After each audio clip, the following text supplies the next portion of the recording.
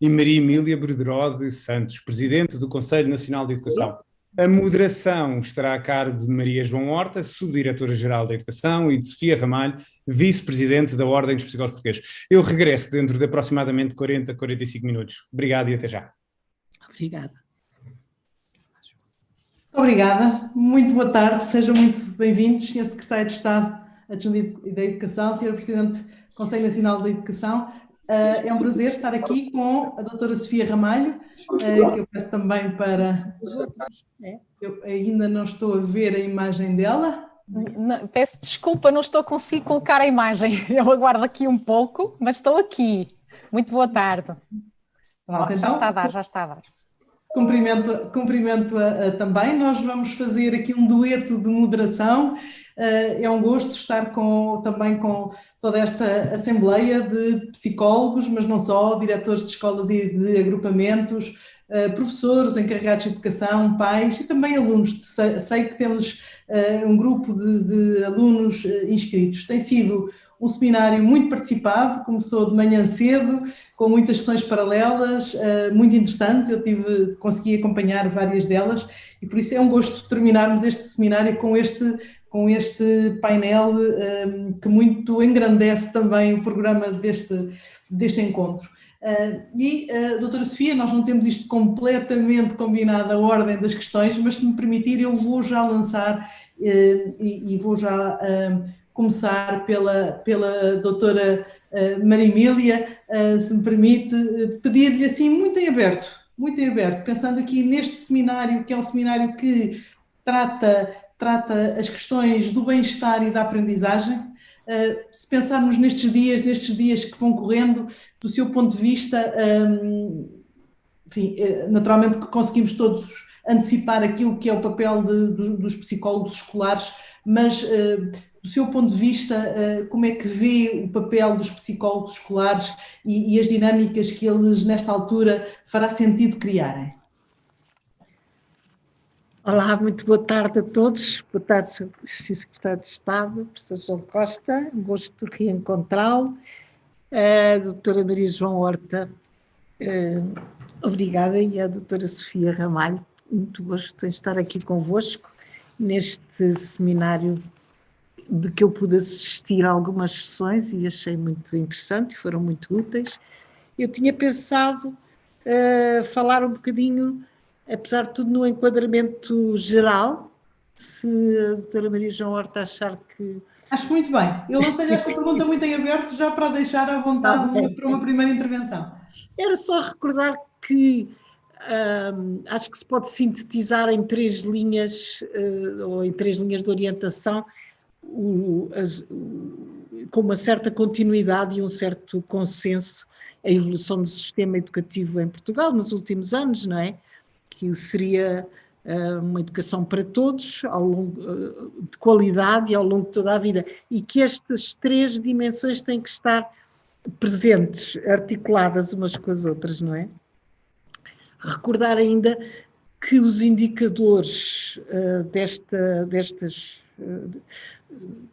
sobretudo da primeira dimensão da educação para todos, têm sido muito positivos, e isso é um grande avanço, porque ainda hoje creio que era o professor Rui Trindade que recordava que a escola não foi criada para todos, não é?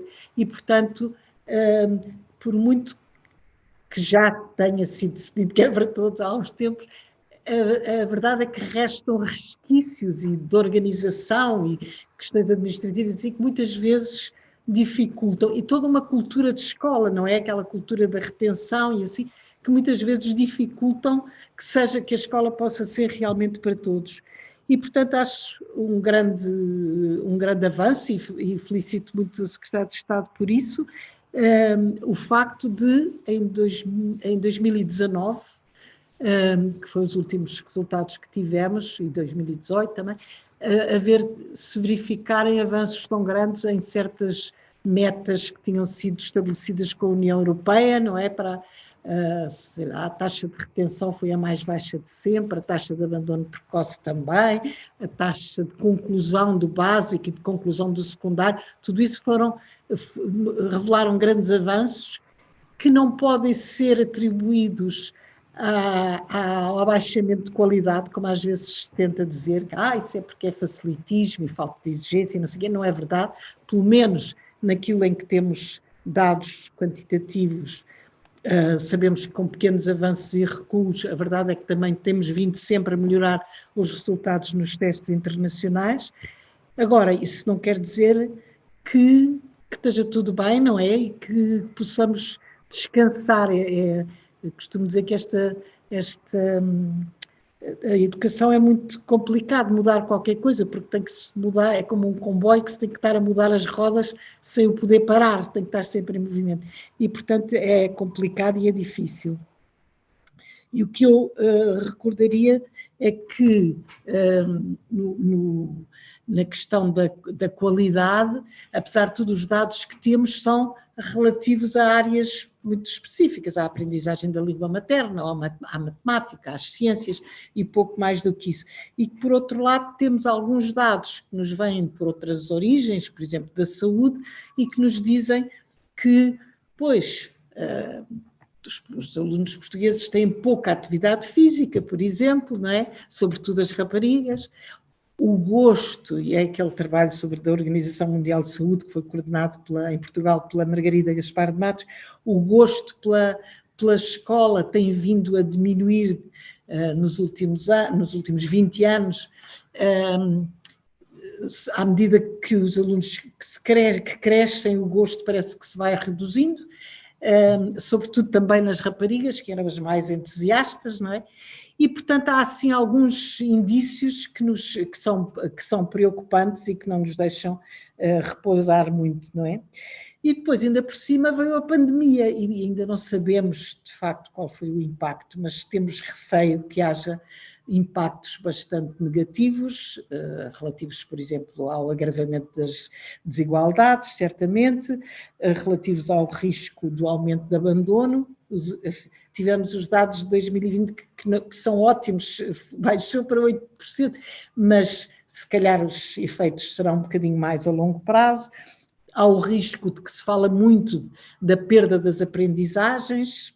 Eu acho que isso é assim, um tema que eu gostaria muito de ver discutido, mas fala-se muito nisso, e há um risco que, sobretudo, os psicólogos e os psiquiatras têm apontado muito de efeitos negativos sobre a saúde mental, não é? Sobre as relações emocionais, sobre o controle das emoções e assim. Por outro lado, também temos alguns contributos interessantes da pandemia, a aceleração da digitalização, com todas as moderações que se tem que fazer aí e orientações, mas, por exemplo, a valorização da educação, eu acho que nunca se deu tanta importância à educação como agora, não é? Quando ela se tornou mais difícil, a tomada de consciência dos diferentes papéis que a escola desempenha na sociedade, e que não são só o da aprendizagem, que são uma série de outros, sendo o que parece mais valorizado, porque é também o mais difícil, o da socialização, não é? E da aprendizagem do desenvolvimento das competências sociais, mas também outras, a função de âncora social, a função de custódia, será uma série de outras funções que, ao fim e ao cabo, tornam muito importante para a sociedade, para o funcionamento da sociedade. Depois, esta questão da valorização da socialização e do bem-estar emocional também me parece que é qualquer coisa que surgiu muito, claro que não nasceu com a pandemia, mas foi muito reforçado pela pandemia e que, com consequências sobre os psicólogos nas escolas, penso eu, porque também foi com certeza um caminho para chegar a uma valorização do psicólogo na escola e do seu papel, também muito diversificado, para além do seu papel na inclusão, nas equipas de apoio à inclusão, também e do seu papel já tradicional e que desejaríamos ver reforçado na informação e na orientação escolar, vocacional e profissional dos jovens. Fizemos há pouco uma recomendação, aliás, em que foi relator o Sr. Bastonário Francisco Miranda Rodrigues, que também é conselheiro, e com os 2 diretores, e, portanto, para além destas 2 funções que são clássicas e que deverão ser reforçadas, temos também uma grande valorização do seu papel na criação de condições de bem-estar emocional, no desenvolvimento das competências emocionais e sociais dos jovens, que lhes permitam lidar com esta situação de ansiedade, de incerteza permanentes e também como que criar competências que serão também úteis no futuro, mesmo quando tivermos ultrapassado esta fase da pandemia, visto que sabemos que vivemos os tais tempos líquidos de que falava o Zygmunt Bauman e que são muito ligados à aceleração da digitalização e da revolução tecnológica, ligada à questão do trabalho e das atividades profissionais que vão mudar muito e que não se podem prever. E, portanto, o psicólogo pode trazer instrumentos para lidar com isto de uma maneira preventiva e de uma maneira remediativa e traz também um olhar informado de fora, não é? De fora da aula, que pode ajudar muito, penso eu, os professores, os pais e os jovens a lidarem com a frustração e a incerteza. Finalmente, regressando àquela questão que eu dizia que gostava muito de ver discutida, da perda das aprendizagens, não é? Eu creio que o psicólogo também aí pode ter um papel muito importante de diagnosticar quais são de facto as dificuldades que podem surgir e que sejam passíveis de intervenção e de que tipo de intervenção, para se poder intervir, como dizia, como recomendava a OCDE, que recomendava que em vez de se fazer a retenção, que vem tarde e a más horas, que se devia intervir ao primeiro sinal de dificuldade para ajudar todos os alunos a superarem as suas dificuldades. E eu penso que aqui também o facto de os psicólogos terem determinados, sobretudo os psicólogos mais cognitivos, podem ter um papel muito importante para ajudar os professores e os alunos a fazerem isso. Há também uma outra área mais específica onde eu penso que podem ter um papel interessante, que é naquelas recomendações do Ministério para a utilização de tutorias e mentorias, sobretudo as mentorias entre alunos de níveis de desenvolvimento um bocadinho diferentes, parecem muito, muito interessantes. Por um lado, do ponto de vista da aprendizagem, porque são úteis para os 2 lados, não é? Todos sabemos que os mais pequenos podem aprender, mais pequenos, enfim, os menos avançados podem aprender com os mais avançados, porque também estão mais próximos e percebem-se melhor. Os mais avançados, todos sabemos que quando se ensina é a melhor maneira de aprender, não é?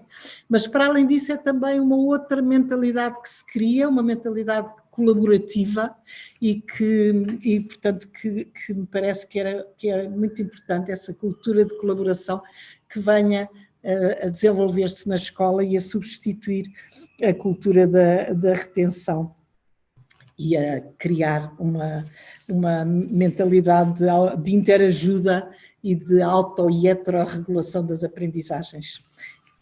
Não sei se respondi à sua pergunta, mas abriu imensas possibilidades e eu acho que vamos ficar aqui um bocadinho mais tempo do que aquele que estava previsto. Eu agora não resisto, antes de devolver à doutora Sofia Ramalho, mas eu vou já, permitam ao Sr. Secretário de Estado, professor João Costa, de todas estas temáticas que a doutora Maria Emília traz para cima da mesa, o Ministério da Educação e particularmente a Secretaria de Estado, que o professor João Costa, enfim, lidera já há uma série de anos, tem tido um especial cuidado em medidas, muitas delas que têm muito saber naquilo que é o trabalho dos psicólogos, ainda que naturalmente depois tenham que ser vistas na escola, nestas equipas colaborativas, como dizia a doutora Maria Emília, ou seja, não é o psicólogo por si a fazer tudo isto, mas é ele muitas vezes a liderar alguns destes processos, naturalmente de forma articulada, com diretores de turma, com professores,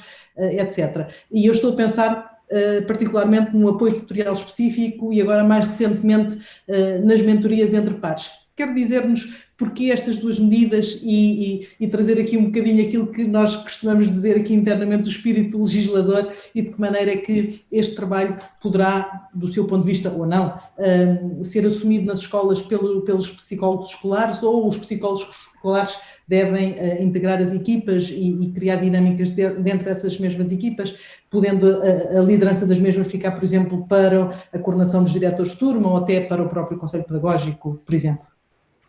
Muito bem, muito boa tarde a todos. É um gosto de estar aqui a partilhar este painel moderado pela doutora Maria João Horta, que saúde, e pela doutora Sofia Ramalho, e nela toda a ordem dos psicólogos portugueses e todos os psicólogos que aqui estão a acompanhar, e também dizer que é sempre um gosto reencontrar, ainda que assim à distância, a senhora Presidente do Conselho Nacional de Educação, minha querida amiga Maria Emília Brederode dos Santos. Eu saúdo também os que aqui estão presentes. Eu só vejo ali 600 participantes, 590 e tal, portanto é sinal que estamos vivos e bem, e entre eles, obviamente que hoje é um dia da psicologia, é um dia dos psicólogos. Começava por saudar todos os psicólogos que estão a participar neste seminário, todos os professores, diretores e não diretores que também aqui acompanham, as famílias, de uma forma muito especial os alunos. Permitam-me agora que eu, nos alunos, saúde todos os que não saudei, porque se não houvesse alunos não estávamos aqui a discutir, nem precisávamos de psicólogos, nem de professores, nem de secretários de Estado, nem de nada. E por isso esse é que é o centro aqui da nossa existência. Tudo aquilo que foi dito, e reagindo aqui à questão que a Maria João levantou, tem tudo a ver com duas áreas que felizmente cada vez mais, de facto, nós temos estado a pôr alguma política em pé nos últimos anos sobre isto. Tem a ver com duas áreas fundamentais. O papel da saúde emocional e mental em contexto escolar e, obviamente, como consequência disto, a importância do bem-estar na escola como não apenas pré-requisito para aprender, mas como também objetivo daquilo que é a escola. Se dizemos que a escola prepara para uma cidadania ativa e informada e esclarecida, obviamente eu não vou ter uma cidadania ativa num ambiente do qual eu acho que não faço parte. E por isso, quando falamos de bem-estar como objetivo, estamos a falar também do se sentir pertença de uma comunidade para conseguir lá dentro desenvolver-se, participar, mudar o que acha que deve mudar, mas sobretudo não ficar de fora. Hoje é um dia especial porque pelo menos os mais pequeninos voltam à escola e foi muito interessante. Eu tive a acompanhar de manhã algumas das reportagens, notícias que foram saindo, e a palavra mais frequente era a palavra alegria, a alegria que eles manifestam, e também as suas educadoras e professores, todos, a alegria do reencontro, a alegria de voltar ao espaço físico. E eu acho que isso justifica bem este testemunho de alegria na retoma das atividades presenciais, justifica bem todas estas ações de política educativa que temos vindo a desenvolver, muito apoiados pela Ordem dos Psicólogos Portugueses, devo dizer, têm sido incansáveis e inesgotáveis, já antes da pandemia, mas agora então eu acho que há ali uma grande parte que vive para o Ministério da Educação, e eu só tenho a agradecer, porque ainda por cima é tudo trabalho voluntário e generoso. Mas aquilo que esta alegria nos diz é que este trabalho que temos vindo a desenvolver é um trabalho em que vale a pena pensar muito, ou seja, nestes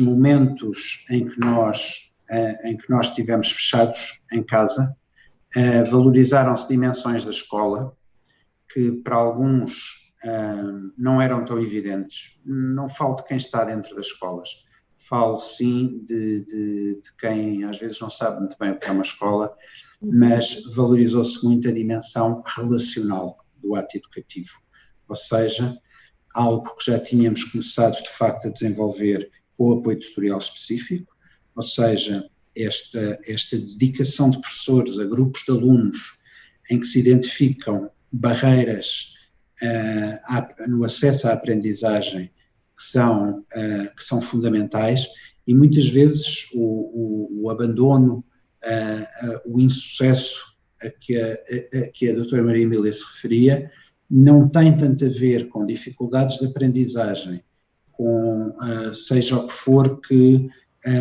esteja num processo qualquer cognitivo, de algum tipo de perturbação, de dificuldade específica na linguagem, na matemática, seja o que for, mas quando damos voz a estes alunos, vemos que o que temos sobretudo são barreiras emocionais, barreiras sociais, ou seja, uma má relação com a escola, uma má relação por vezes consigo próprios e sobretudo ver como vestem desde muito cedo a camisola do insucesso, ou seja, ouvem tantas vezes dizer aquilo que não são capazes, que não acreditam que eles próprios possam ser capazes de alguma coisa.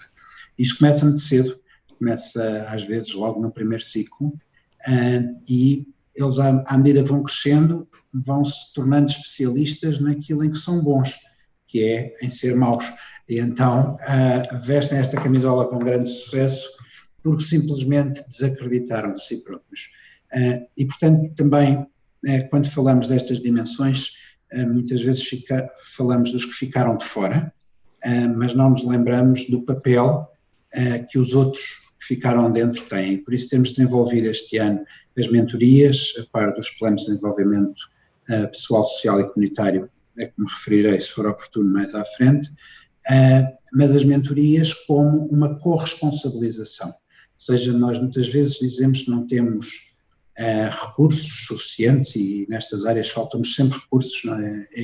É inevitável, mas às vezes desprezamos alguns recursos que estão ali mesmo à mão de semear. E o que nós quisemos fazer com esta medida foi dizer a inclusão, o bem-estar, o derrubar destas competências sociais e emocionais não é apenas responsabilidade do psicólogo ou do professor de apoio e do próprio excluído. Temos de envolver os outros, seus pares, que às vezes ainda por cima têm muito mais eficácia do que qualquer adulto que apareça no percurso do aluno, porque estão entre iguais e conseguem apoiar-se. Portanto, é um bocadinho este o espírito da coisa, como a Maria João estava a dizer. Muito bem, Sra. Secretária de Estado, muito obrigada. Eu agora passo à doutora Sofia Ramalho, para ela fazer agora, também lançar aqui algumas questões. No entanto, fiquei aqui com algumas notas sobre algumas também das ideias da doutora Maria Emília, que gostaria de voltar logo a seguir, mas agora passo a palavra à Sofia. Sofia. Então, antes de mais, muito boa tarde. Agradeço a generosidade para estarem aqui presentes e agradeço aqui à doutora Maria João Horta por esta possibilidade de nos articularmos com tão ilustres personagens neste debate. E eu gostava de, enfim, foi já falado aqui, que a crise pandémica tem sido para todos, não é? Uma ameaça para a saúde física e para a saúde psicológica, para a saúde mental, agravada também em múltiplas consequências a nível económico, social, afetivo, académico. E nós sabemos que muitas famílias, alunos, professores e não docentes têm enfrentado muitas mudanças significativas, não só nas suas rotinas, mas na sua vida em geral, e com uma perspectiva de futuro também ainda muito incerto. Temos uma afetação aqui ao nível dos vários grupos sociais, profissionais e etários dentro da própria escola, em especial dos grupos mais vulneráveis. E sabemos que estas mudanças têm trazido menor bem-estar efetivo ou até uma percepção de menor bem-estar e mais vulnerabilidades psicológicas e sociais e daí mais problemas de saúde psicológica. Então, a minha questão será é dirigida a ambos e tem a ver com pretender que pudessem explorar um pouco qual é que tem sido o papel das psicólogas e dos psicólogos no âmbito das políticas públicas relativas à educação e como é que podem as estruturas governativas e consultivas promover mais a presença das psicólogas e dos psicólogos no desenho, na implementação e avaliação dessas políticas públicas. Obrigada. Muito bem, Maria Emília, a palavra é sua. Já lhe passo. Eu só posso dizer que no Conselho Nacional de Educação está representado, como já falei há bocado, não é? A Ordem dos Psicólogos e que o Sr. Bastonário, a Sra. da Rodrigues, coordenou uma equipa que preparou uma recomendação sobre, em geral, o pessoal não docente, que é assim uma figura que se caracteriza pela negativa, o que é horrível, mas enfim, dentro estavam os psicólogos e portanto houve uma atenção muito grande ao papel dos psicólogos, este papel muito diversificado dos psicólogos, não é? Isto é o que eu posso dizer em relação ao Conselho Nacional de Educação. Portanto, espero que os psicólogos estão bem representados e, portanto, possam ter um papel ativo nas recomendações, que é o que nós fazemos, não é? Nós somos um órgão consultivo. Eu diria o seguinte, eu diria que a forma de os psicólogos, em particular, estarem presentes, seja na decisão, seja na execução, seja na avaliação das políticas públicas, tem um caminho já aberto, não é? Tem um caminho aberto, eu quase diria, quando ouvi a pergunta, pensei em responder assim, continuarmos a fazer o que temos feito e não deixar de fazer. Ou seja, tem um caminho aberto, porquê? Porque nós temos podido contar com, para além da ordem, como já referi, com, a nível macro e a nível da definição de políticas e de medidas de política educativa, ora com o olhar atento, ora com a intervenção direta de psicólogos, que nos ajudam. Vou só dar o exemplo, nestes tempos esquisitos que vivemos, a quantidade de recursos, não só para os alunos, mas para os próprios professores, de autocuidado, etc., que foram produzidos pela Ordem dos Psicólogos e também, muitas vezes, em parcerias com a Direção-Geral de Educação.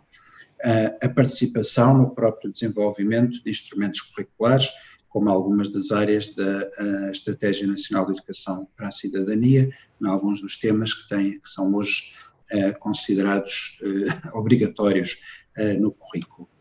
E depois nestas medidas a que eu já me referi, não só nas tutorias, a formação de tutores em primeira instância foi feita sempre por pessoas ligadas à área das competências sociais e emocionais vindas da área da psicologia, mas depois no terreno também. Isto é muito importante. Não é por acaso que nós quisemos que os psicólogos fizessem parte do corpo não facultativo das equipas multidisciplinares de apoio à educação inclusiva. Uhum. E foi exatamente no descentrar a exclusão apenas da deficiência física e cognitiva, mas sim num olhar muito abrangente sobre os fatores de exclusão. Também agora nesta abertura destes planos de desenvolvimento pessoal, social e comunitário, agora neste ano letivo, foi interessante ver o modelo do programa, do plano é simples. A escola identifica aquilo que são as suas necessidades maiores de atuação e falo depois solicitando a contratação de técnicos. E é muito interessante ver que cerca de 35% dos técnicos que as escolas solicitaram foram psicólogos. A par, também é interessante ver quais são as duas outras categorias mais presentes. São também técnicos especializados na área da mediação ou da intervenção social e artistas também. Eu depois voltarei a esta importância das artes neste plano todo que temos vindo a desenvolver de uma forma integrada. Depois há outra dimensão que eu acho que é fundamental, que tem sido um papel muito importante dos psicólogos em contexto escolar, que é os próprios, e em conjunto com o resto da escola, e agora muito presente na EMAI, na relação com os professores, etc., mostrarem à comunidade educativa toda, até ao Ministério da Educação, desde o professor e o funcionário da escola, os outros técnicos, até nós, que estamos aqui na decisão de várias medidas, que, como eu disse ao anterior bastonário da Ordem dos Psicólogos, a primeira vez que o recebi, quando ainda morávamos no 5 de outubro, ele entrou e eu disse, olha, esperava vê-lo vestido de mago. Porquê? Porque parece que o psicólogo também é o mágico que vai resolver todos os problemas. Não. E isso é um trabalho que tem sido muito importante da parte dos psicólogos, porque nós já não estamos, maioritariamente, diria eu, embora não esteja a dizer isto de uma forma impressionista, mas já não estamos naquele tempo em que se dizia, bem, não estás aqui bem, não estás bem na aula, vai lá para o psicólogo um bocadinho, que o psicólogo é tipo oficina, tem umas aparafusadelas no parafuso que caiu e os problemas estão todos resolvidos. Não, há aqui um papel que tem sido muito importante de percebermos todos que a quem compete este desenvolvimento dos vários tipos de competências do bem-estar em contexto escolar, tudo isto é competência de todos, e todos significa toda a comunidade, e uma competência que tem de ser não só partilhada,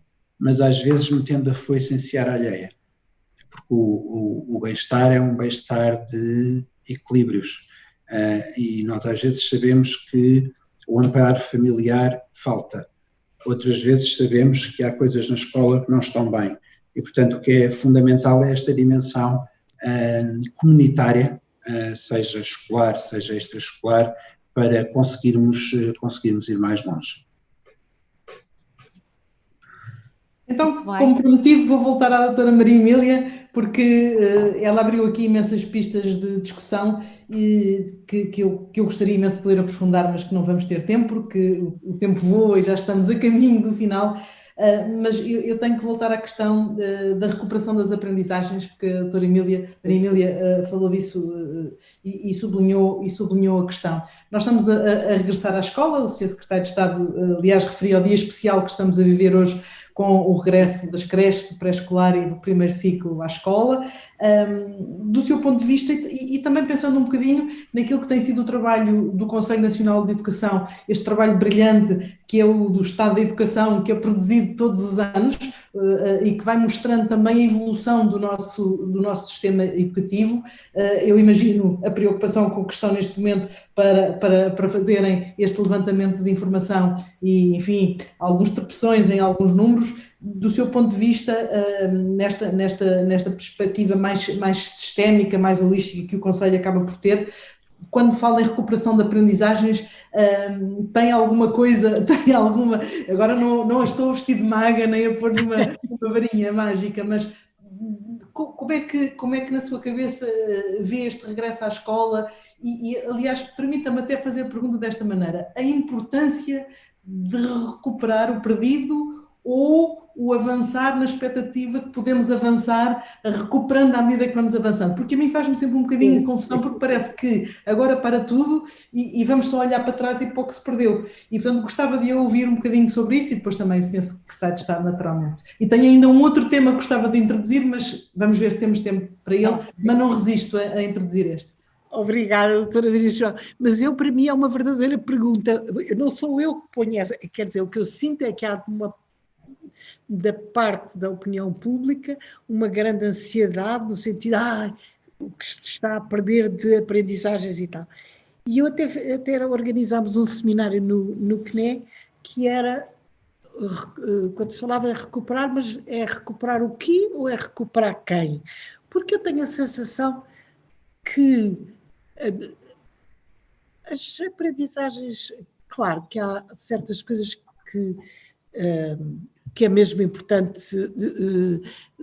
fazer presencialmente e de uma maneira mais sistemática, uma aprendizagem da leitura, não é? Eu aí não tenho dúvidas. Mas o resto parece-me que são coisas que podem ser, como dizia, vão sendo recuperadas à medida que se avança, não é? E, portanto, para mim o mais importante é recuperar aqueles que ficaram de fora, quer dizer, e que alguns que se perdeu o contacto, que não sei se agora regressam, se não é? Portanto, a maior ênfase que eu poria seria nisso, como recuperar os que se desligaram da escola e que já estavam se calhar um bocado desligados, mas pronto, isto foi uma ocasião de se desligarem mais. E aí vou um bocadinho de encontro ao que dizia o professor João Costa, o facto de as escolas poderem ser um lugar de bem-estar e de boas relações positivas, é certamente uma maneira de recuperar esses que se perderam, entre aspas, que não se perderam. Claro. Quanto à recuperação das aprendizagens, era uma verdadeira pergunta que eu punha, quer dizer, o que eu me interrogo é se apesar de tudo faz sentido que haja uma fase inicial em que se faça algum diagnóstico do que é que terá ficado mais para trás, que seja necessário fazer uma atenção mais especial, o trabalho também, por exemplo, dos psicólogos, não diretamente com os meninos também, mas quer dizer, no caso das tutorias e das mentorias, não ser propriamente um trabalho direto com os miúdos, porque isso desvirtuaria o que se pretende, mas haver um certo trabalho de retaguarda com a organização da intervenção, é esse tipo de recuperação que eu pensava. Confesso que me faz um bocadinho, tenho um certo receio da pressão que há para aumentar o número de horas, para não terem férias, para criar mais um ano, já ouvi falar nisso, fazer mais um ano para o primeiro ciclo. Acho que é uma sobrecarga, embora eu também reconheça que, obviamente, que nesta situação em que estamos, de tantas desigualdades e com o agravamento das desigualdades, claro que há meninos, sobretudo os que já eram mais desiguais, que possam vir a sofrer mais da não recuperação. Mas não sei se uma sobrecarga de trabalho vai fazê-los regressar à escola e regressá-los à aprendizagem. Confesso que tenho algum receio e que preferia ir fazendo como sugeria, ir recuperando à medida que se vai adaptando e normalizando. E deixar espaço, imenso espaço e tempo para os ouvir, não é? Porque e aí o psicólogo na escola também é muito importante, não é? De fazer... ajudar a preparar essa situação e reforçar a importância de ouvir os miúdos e de os escutar e de lhes dar espaço para falarem. Muito bem. Obrigada. Sr. Secretário de Estado, sobre este assunto, deixava-lhe também a possibilidade de nos dizer o que pensa. Eu gosto sempre de começar por alguns dados e pelas ciências que há e as que não há. E neste momento, a nível global, eu tenho procurado ler e manter-me atualizado com todos não é com os artigos de jornal, é com todos os estudos mais científicos e sujeitos à arbitragem científica que têm aparecido, e o que temos de mais sólido não é já uma avaliação das aprendizagens perdidas, são projeções que geralmente são feitas do seguinte modo: nós já sabemos que durante o verão, durante o período de maior pausa, há sempre alguma regressão nas aprendizagens, e que essa tende a ser maior, mas bastante maior, às vezes chega ao dobro, com os alunos de nível socioeconómico mais baixo. Portanto, projetando isso para os tempos de confinamento, que não são inteiramente comparáveis, na medida em que houve atividade letiva, eu penso, e neste momento, reparem, o que nós estamos a falar agora não é para o imediato, é para um pensamento sobre os próximos anos letivos, que temos de começar a fazer já, eu já tenho várias pessoas envolvidas a pensar nisto em conjunto, e que é sempre difícil, como dizia, a pergunta é mesmo uma pergunta ainda neste momento para todos, é sempre difícil fazer isto sem ter evidências ainda mais concretas. Vamos ter dados brevemente do estudo amostral que foi feito, também se aprovou a semana passada usar amostralmente também os instrumentos da aferição que já tínhamos programados, porque senão nós não passamos de algum impressionismo. Também vou querer saber das próprias escolas, obter dados das próprias escolas para ter a percepção dos professores sobre esta matéria e, obviamente, incluir também nessa auscultação, auscultar também os psicólogos e outros que estão em contexto escolar.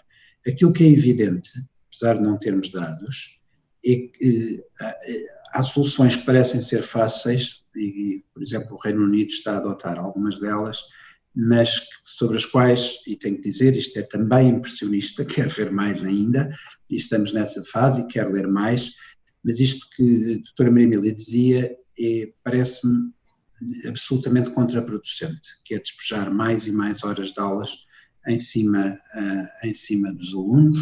Nós este ano estendemos Dizia que não. Sim, que não é contraproducente. Nós alargámos o calendário escolar apenas na compensação da alteração que foi feita às férias, e não para dizer agora vamos ter mais e mais do mesmo. Não obstante, temos de perceber que onde há uma aceleração, não é tanto nesta perda, que nós ainda não entendemos bem, porque não temos ainda dados suficientes, é sobretudo no acelerar das desigualdades. E perceber que não só os que já eram mais vulneráveis ficam mais vulneráveis, por questões que parece evidente para todos nós, que não têm, nem precisam de grande estudo para chegarmos lá, pela projeção dos dados que já temos, mas também porque aquilo que mais marcou este período foi o aumentar de barreiras no acesso ao currículo, à aprendizagem, à própria escola. A componente tecnológica foi muito evidente e muito discutida publicamente, mas essa é apenas a face mais visível, porque depois há tudo o que não se viu. O contexto em que se estuda em casa, o contexto em que se está a aprender, a situação familiar, quando estão lá ao mesmo tempo em teletrabalho. Lembro-me de uma professora me relatar que tinha uma aluna a apresentar um trabalho, assim, em Zoom, e por trás estavam os pais num contexto de agressão. E a miúda fazia de conta que aquilo não estava a acontecer. Ora, isto tem cargas maiores do que propriamente se aprendeu ou não que os bigodes do rei Dom Carlos estavam mais encaracolados ou mais estreitos, obviamente a caricaturizar. Mas se houve um acelerar nas desigualdades no acesso, nós temos também de saber, estar conscientes, que haverá também desigualdades na recuperação. Porquê? Porque aqueles que menos perderam são os que já andavam mais depressa. Portanto, nós vamos ter de encontrar soluções que tenham, e volto àquilo que disse anteriormente, que tenham muito em conta também as questões do acolhimento, do bem-estar, do brincar, fundamental, para que aquilo que parece ser só, então vamos dar mais 5 matérias porque elas não foram dadas, seja equacionado de uma forma mais inteligente. Isto é muito difícil, é um trabalho que nós já começámos a fazer e ouvindo várias vozes, porque é muito difícil, porque também implica entender a nível curricular quais são, primeiro, saber o que é que foi perdido, Depois, um pouco, como já aqui foi dito, rever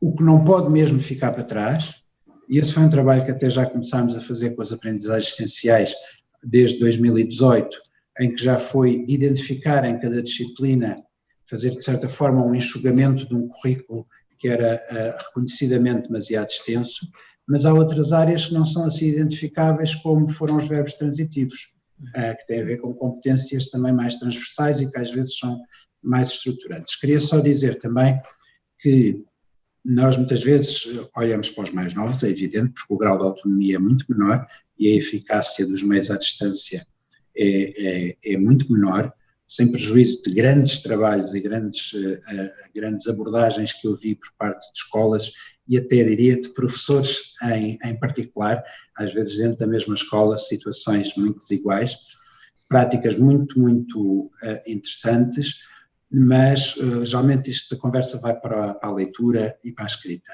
Eu queria dizer que das áreas que mais me tem preocupado é a educação pré-escolar. E porquê? Porque nós sabemos, quando vamos a dados e a evidências, nós sabemos que a educação pré-escolar é o grande preditor de uma série de coisas que acontecem a seguir. Uma educação pré-escolar de qualidade. E há competências de desenvolvimento social, emocional, que se adquirem e desenvolvem num contexto que é o contexto do grupo, e agora foi muito prejudicada, e por isso também a nossa grande prevalência na retoma o mais cedo possível também da educação. Claro. Nós estamos já um bocadinho para além do tempo, mas eu já negociei aqui com a doutora Sofia que cortamos um bocadinho na sessão de encerramento porque é da nossa responsabilidade e eu não resisto a pedir à doutora Maria Emília e ao professor João Costa uma frase final, dirigida, neste caso, porque a maior parte de quem nos está a acompanhar no seminário são psicólogos escolares, uma frase, digamos, deixem-me pôr as coisas nestes termos. Se tivessem que pedir para que eles tenham um particular olhar atento neste regresso, que sugestão lhes dariam? Doutora Maria Emília. Eu acho que lhes pediria qualquer coisa de tranquilizante, quer dizer, acho que está toda a gente muito ansiosa, acho que os miúdos estão muito alegres, com certeza, mas deve haver ali também alguma ansiedade por trás e acho que o papel do psicólogo pode ser um papel tranquilizador e que ajuda a criar o tal ambiente de bem-estar e onde eles se sintam bem e à vontade. Muito obrigada, doutora Maria Emília. Passa ao professor João Costa. Uma frase, duas frases para os psicólogos. Estejam atentos.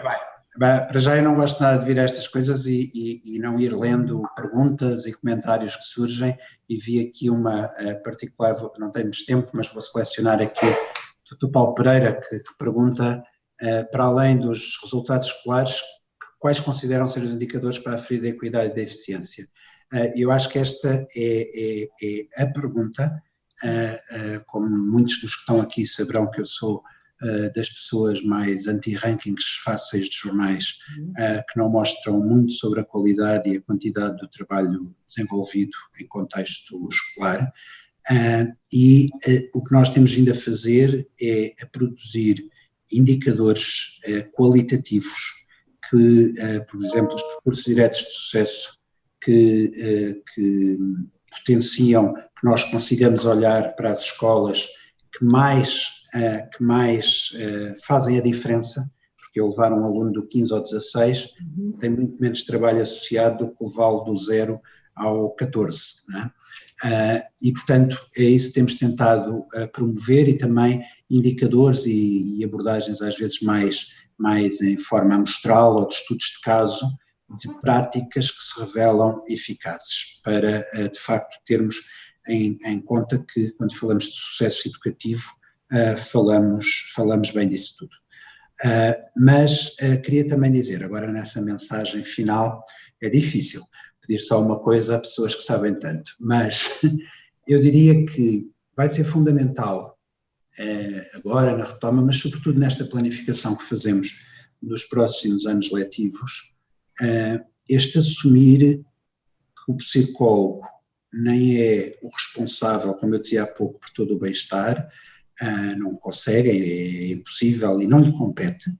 Ele é o especialista, não é o executor de tudo e mais alguma coisa, mas que tem de olhar à volta. Há uma série de programas, disponibilidades em contexto escolar que têm de ser integrados com esta promoção do bem-estar. Falo, por exemplo, do Plano Nacional das Artes e dos projetos artísticos de escolas. As artes têm esta função fundamental de nos fazer sentir bem, que é aquilo que estamos a discutir aqui. Temos o Plano Nacional de Cinema, temos este apoio tutorial específico. Portanto, quanto mais tudo isto for integrado, e queria referir aqui de uma forma muito particular a iniciativa da Voz dos Alunos neste trabalho, ouvir os alunos, ouvi-los muito e pôr toda a escola a ouvi-los, porque eles sabem dizer melhor do que qualquer psicólogo como é que se sentem. E muitas vezes a escola, por vezes, é um lugar em que se pede silêncio, porque eles são de facto barulhentos, mas também não se dá lugar a haver uma conversa mais aprofundada, assembleias em que os alunos não se sintam inibidos, dar voz àqueles que não gostam de estar na escola, perguntar-lhes porquê, o que é que na escola, o que é que te faz querer fugir da escola de meia em meia hora. Eu acho que esse é um caminho que nós temos vindo a promover, mas que importa muito aprofundar, sobretudo neste contexto. Muitíssimo obrigada, doutora Sofia. Vamos terminar este painel. Passo-lhe a palavra para também se despedir. Eu despeço-me já. Muito obrigada, professor João Costa. Muito obrigada, doutora Maria Emília Dorote dos Santos. Ora, então, muito obrigada também por esta vossa partilha tão importante para a nossa reflexão também. Chegamos então à conclusão dos trabalhos deste seminário, que espero que tenha sido proveitoso para todos, e queria começar por agradecer à empresa pelo desenvolvimento da plataforma e o acompanhamento de todos os trabalhos que aqui foram possíveis de concretizar, às equipas técnicas da Direção-Geral de Educação e da Ordem dos Psicólogos que apoiaram em tudo isto e pelo incansável trabalho que tiveram, ao nosso mestre de cerimónias e assessor para a comunicação, o Duarte Zoio, à senhora diretora dos Serviços da Direção-Geral de Educação, a doutora Filomena Pereira, à subdiretora-geral, ao bastonário da Ordem, ao seu diretor-geral da Educação, à senhora presidente do Conselho Nacional de Educação, ao Sr. Secretário de Estado Adjunto e da Educação, Dr. João Costa, e a todos os conferencistas que enriqueceram este dia nas conferências gerais e também nas sessões paralelas. Em particular, gostava também de agradecer todo o trabalho de colaboração que tem vindo a ser possível fazer com a Secretaria de Estado da Educação, nomeadamente através da articulação com o seu Secretário de Estado Adjunto e da Educação, o professor João Costa, e também com a Direção-Geral de Educação, com quem temos até recentemente promovido uma formação que ainda está a decorrer, especializada na área dos modelos de intervenção, de psicologia em contexto escolar e com uma modalidade de supervisão e o trabalho também de articulação com a ANCAP. E não podia deixar de agradecer a todos os participantes deste seminário, os diretores de escolas, professores e educadores, psicólogas e psicólogos, todos os meus colegas, a todos vós um especial obrigada e um especial obrigada por todo o trabalho que tem vindo a ser desenvolvido nos agrupamentos de escolas e escolas não agrupadas, num dos momentos mais desafiantes da nossa vida, quer a nível pessoal, quer a nível profissional, um momento profundamente marcado por esta crise pandémica e pela necessidade de respostas que souberam, em muitos casos, ser dadas nos momentos emergentes, mas ao mesmo tempo também respostas suficientemente capazes de serem efetivas e com uma lógica que tem obrigatoriamente que ser preventiva e que ser sustentável para poder responder aos desafios, agora mais do que nunca deixados para os próximos anos letivos e para o futuro da educação e da psicologia em Portugal e no mundo também. Eu não podia deixar de salientar o quão imprescindível tem sido o papel dos psicólogos com intervenção em contexto escolar, o seu enorme esforço e dedicação, quer seja através do apoio e aconselhamento psicológico e psicopedagógico às crianças e jovens, que foi ajustado presencialmente ou à distância, muitos destes acompanhamentos com muito maior abrangência e participação das famílias, o apoio no desenvolvimento e a adaptação dos mais diversos programas de intervenção, e destacava aqui os de desenvolvimento pessoal e social, que são cruciais nesta fase para promover a adaptação à crise. No apoio aos programas de tutoria e de mentoria, num trabalho conjunto e colaborativo com os professores e com os alunos, numa fase em que o foco na recuperação tem sido tão importante, e exemplos de boas práticas de uns e de outros programas nós não deixamos de assistir hoje, por exemplo, nas sessões paralelas que aqui aconteceram. Nos programas de desenvolvimento vocacional e de carreira, num contexto que é ainda de maior incerteza, onde eles assumem uma importância fundamental, e no apoio também à sensibilização e ao rastreio de sinalizações e desencadeamento de respostas a crianças e jovens em situação de vulnerabilidade ou de risco. Há intervenção também no âmbito do bullying e em particular do cyberbullying, que assume neste contexto pandémico com a digitalização da educação muito maior relevância, e por isso pelo papel fundamental que os psicólogos com intervenção em contexto escolar ainda terão e comprometidamente assumirão na recuperação destes 2 próximos anos letivos, da maior exigência à vida de cada um, das escolas e do país, cá estamos comprometidos para também apoiar não só na recuperação das aprendizagens, mas também da motivação, do envolvimento, do bem-estar e da resiliência dos alunos e dos restantes intervenientes educativos, sendo que estas dimensões sociais e emocionais muitas vezes contribuem e, se não mais, acentuam as desigualdades e as assimetrias previamente existentes ou que emergiram agora com a crise. E, portanto, e muitas vezes também estas iniquidades ainda se tornam maiores quando nos apresentamos perante menos recursos económicos e, portanto, menos acesso à prestação de serviços de psicologia, de saúde, de serviços sociais e de educação. Nós contamos poder ainda contribuir para a articulação dos serviços de psicologia dos diferentes sistemas de educação, justiça, segurança social e saúde, numa perspectiva transversal que seja útil para a articulação dos serviços, e queria com isto deixar aqui o meu obrigada por contribuírem para este coletivo com a qualidade e com o sentido de ética que são tão distintos. Um bem-aja a todos vós. Obrigada. Obrigada, doutora Sofia. Permita-me, porque realmente a lista de agradecimentos é extensíssima, permita-me partilhar a sua lista de agradecimentos e tornar também público do lado do Ministério da Educação, da Direção-Geral da Educação, esse agradecimento a todas estas entidades e, acima de tudo, a esta estreita colaboração entre a Direção-Geral da Educação e a Ordem dos Psicólogos Portugueses. Queria terminar com uma mensagem de tranquilização. As respostas são articuladas, o trabalho é um trabalho eminentemente colaborativo que está a acontecer, as nossas escolas, as nossas comunidades têm profissionais de muita qualidade, dos psicólogos escolares, aos professores, todos os docentes, educadores e todo o pessoal técnico que trabalha diariamente nas escolas. Mantivemos muitas escolas abertas durante este período, estamos agora a reabri-las. Há verdadeiramente um trabalho articulado e foi bem visível nas palavras que também o Sr. Secretário de Estado Adjunto e da Educação aqui nos transmitiu. Por isso, continuamos preocupados com todos e cada um dos alunos que está a frequentar as nossas escolas.